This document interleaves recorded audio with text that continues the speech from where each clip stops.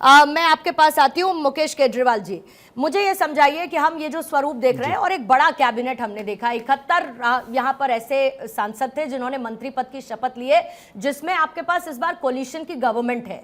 ये आपको लगता है कि चुनौतीपूर्ण रहेगा इन द सेंस कि अभी कुछ मुद्दे पहले से ही आने लगे हैं सामने, फिर चाहे वो बिहार में स्पेशल स्टेटस की बात हो, फिर चाहे वो यूनिफॉर्म सिविल कोड को लेकर बात हो, अग्निवीर योजना के रिव्यू को लेकर बात हो, ये तमाम बातें उठने लगी हैं कि इस पर हम चाहते हैं कि चर्चा हो बैठकर और इनको रिव्यू किया जाए।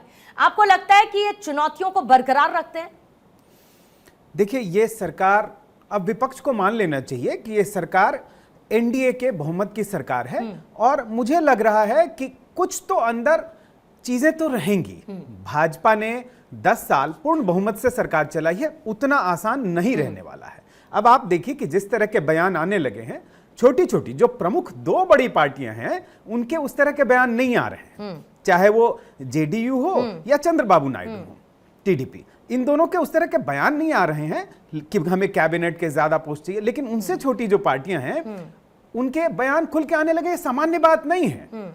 मोदी सरकार में यहां तक कि भाजपा के 2 बड़े लोगों का भी बयान आ गया। राजीव चंद्रशेखर जो खुद मंत्री रहे थे, उन्होंने पब्लिकली अनाउंस कर दिया कि वो पब्लिक लाइफ से पीछे हटे। हालांकि बाद में उन्होंने बैक ट्रैक कर लिया, उन्होंने कहा कि नहीं, ऐसा नहीं करूंगा।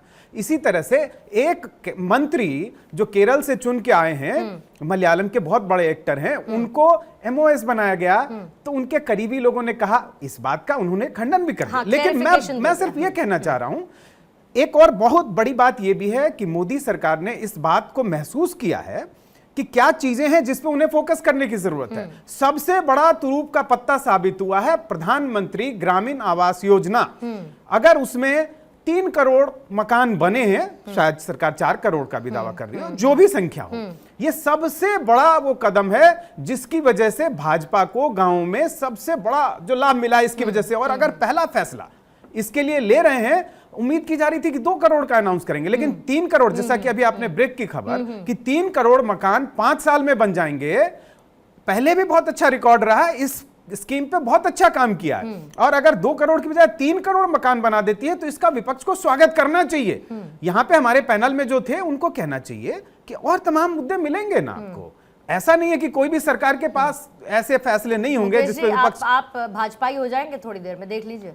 नहीं, वो तो कोई बात नहीं है, लेकिन आप भाजपाई हो जाएंगे और हम तो खैर गोदी मीडिया है ही, तो कोई बात ही नहीं है वो तो, लेकिन आप थोड़ी देर में भाजपाई हो जाएंगे। नहीं, पत्रकार हो, इसके लिए आप तैयार रखिए। हाँ, वो तो हमें निष्पक्ष तौर पे कहना चाहिए। मेरी बातें अक्सर भाजपा को या कांग्रेस के लोगों को बुरी लगती है, लेकिन ये ऐसा मुद्दा था, विपक्ष के तौर पे मौका मिला था दीपक जी को। मैं लंबे समय से उनको सुनता रहा हूं, बहुत अच्छी जानकारी के साथ आते हैं, लेकिन मुझे बड़ी हैरानी हो रही है कि अगर 3 करोड़ आवास का अनाउंसमेंट कर रही है, अभी आपको निश्चित तौर पे खुल के इसकी तारीफ करनी चाहिए थी। रिकॉर्ड भी अच्छा रहा इस योजना को लेके। बीच में कोविड के दौरान मुश्किल था कि इस स्कीम को लागू करना गांव में जाके, वो भी बहुत अच्छा रिकॉर्ड रहा। बाकी चीजें हैं जिन पे आप आलोचना कर सकते हैं। आप क्या करेंगे उससे पहले इनके अपने जो सहयोगी दल हैं वही आप देखिए कि केसी त्यागी जी कहने लगे हैं जेडीयू की तरफ से, और उससे ज्यादा मुश्किल तो चंद्रबाबू नायडू की टीडीपी की तरफ से आएगी। तो आपसे ज्यादा मुखर हो सकता है कि इनके सहयोगी दल हों, लेकिन इस योजना को लेके किसानों को जो सम्मान निधि है उसको लेके स्वागत करना चाहिए।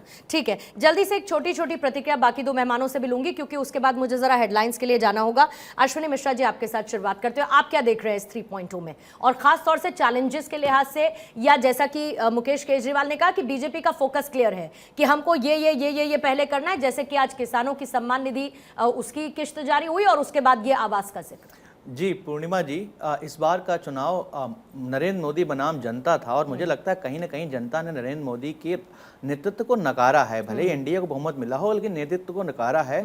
और यही कारण है कि अगर कहा जाए ऑन अ लाइटर नोट कि नरेंद्र मोदी जी को नानी याद दिला दी, नायडू और नीतीश कुमार नानी याद दिला दी। ये जनता का मत था।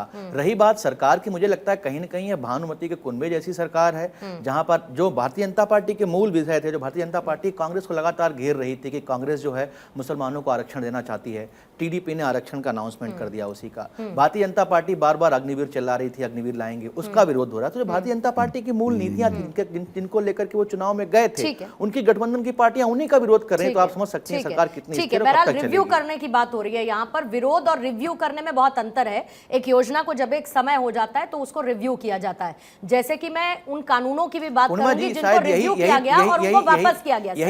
इसी बात का दीपक झा जी जो है विरोध भी कर रहे थे कि आप सवाल विपक्ष से ही करती हैं, सत्ता से नहीं करती हैं। अगर सत्ता सवाल उठाते हैं तो आप उसको शायद जस्टिफाई भी करती हैं। आप तय कर रहे हैं ना सर, ये आपका परसेप्शन, आप अभी एग्जैक्टली वही कर रही हैं। आपका परसेप्शन है। लेकिन मैं आपको ये कह रही हूं कि जब आप जनता के सामने किसी चर्चा में बैठते हुए ये बताते हैं कि विरोध कर रही है, तो मेरा करेक्ट करना दिया ना, टीडीपी ने अभी अनाउंस किया ना कि 4% देंगे। टीडीपी ने अभी अनाउंस किया 4% देंगे। आप बताइए ना, ये मुसलमानों का आरक्षण की बात चिल्ला रहे थे ना, ये करेक्शन से आपको ऐतराज है तो आपको होता रहे, मुझे उसमें कोई समस्या नहीं। इसमें आपका एक और करेक्शन मैं करवा देती हूँ, आपको मुझसे समस्या है ना। समीर चौगावकर जी जरा एक करेक्शन और रखिएगा, जब भानुमति का कुनबा जैसी ये सरकार बनी है, जरा इतिहास खोल दीजिए हमारी भारतीय राजनीति का और कोलिशन गवर्नमेंट का। देखिए अश्विनी मिश्रा जी अभी बोल रहे थे कि ये भानुमति का कुनबा जोड़ा है। इन्हें समझ में आना चाहिए कि 2014 में प्रधानमंत्री मोदी की सरकार थी, 19 में थी और 24 में भी प्रधानमंत्री मोदी की सरकार है। 2014 में भी एनडीए की थी, 19 में भी एनडीए की थी और 2024 में भी एनडीए की सरकार है। आप देखिए जैसे भानुमति का कुनबा कह रहे हैं और बता रहे हैं कि नीतीश कुमार और चंद्रबाबू नायडू दबाव डाल सकते हैं। 16 सांसद है, एक कैबिनेट एक राज्य मंत्री मिला है। 12 सांसद नीतीश कुमार के, एक कैबिनेट एक राज्य मंत्री मिला है। जयंत चौधरी 2 सांसद के साथ आए, एक एमओएस उनको इंडिपेंडेंट मिला है 4। किसी को भी इनकी लिमिट के बाद, और एनसीपी शरद पवार, एनसीपी अजित पवार कह रहे थे कैबिनेट मंत्री चाहिए, स्पष्ट मना कर दिया प्रधानमंत्री मोदी की तरफ से कि एक एमओएस मिलेगा। प्रफुल्ल पटेल तैयार नहीं हुए, एनसीपी सरकार में शामिल नहीं हुए, तो एनसीपी को बाहर उठा दिया गया है। यह प्रधानमंत्री मोदी की सरकार है, प्रधानमंत्री को किसी तरह का दबाव नहीं चलता है। और जिस तरीके से फैसले प्रधानमंत्री मोदी पिछले 10 साल से लेते रहे, अगले 5 साल वो देखने के पड़ेंगे। और ये जो गठबंधन की सरकार की बात करते हैं, ये 2004 से लेकर 2014 तक की मनमोहन की सरकार देख ले कि उस समय सुपर प्राइम मिनिस्टर कौन होता था, सरकार का अध्यादेश कौन फाड़ देता था, किस तरीके से राहुल गांधी और सोनिया गांधी सरकार चलाते थे घर बैठ के। इन्हें इस बात का पता होना चाहिए। उन्हें इस बात का भी पता होना चाहिए जब लालू प्रसाद यादव और रामविलास पासवान 2004 में कैसे दबाव डालकर सरकार के काम अपने करवाते थे बिहार के अंदर। किस तरीके से लूट का तंत्र 2004 से 2014 तक का चला था, और 2014 से लेकर 2024 और यही राजनीति की रीत रही है सर, यही राजनीति की रीत रही है। कोलिशन गवर्नमेंट में ये होता रहा है और ये होने रहने की संभावना अब भी बरकरार है जब एक और बार कोलिशन की गवर्नमेंट है। धनंजय गिरी जी आपके पास लौटती हूं और अपनी बात को आप पूरा कीजिएगा और साथ ही एक सवाल भी ले लीजिए। सवाल ये कि अभी तक हमने 2014 हो 2019 हो बीजेपी सरकार को फुल मेजॉरिटी के साथ इस रूप में देखा कि आप लोगों ने कड़े फैसले लिए, हर एक मन से कहा कि हमारी सरकार यानी बीजेपी की सरकार कड़े फैसले लेने के लिए जानी जाती है। लेकिन द हार्ड फैक्ट इज कि इस बार आप कोलिशन की गवर्नमेंट में हैं।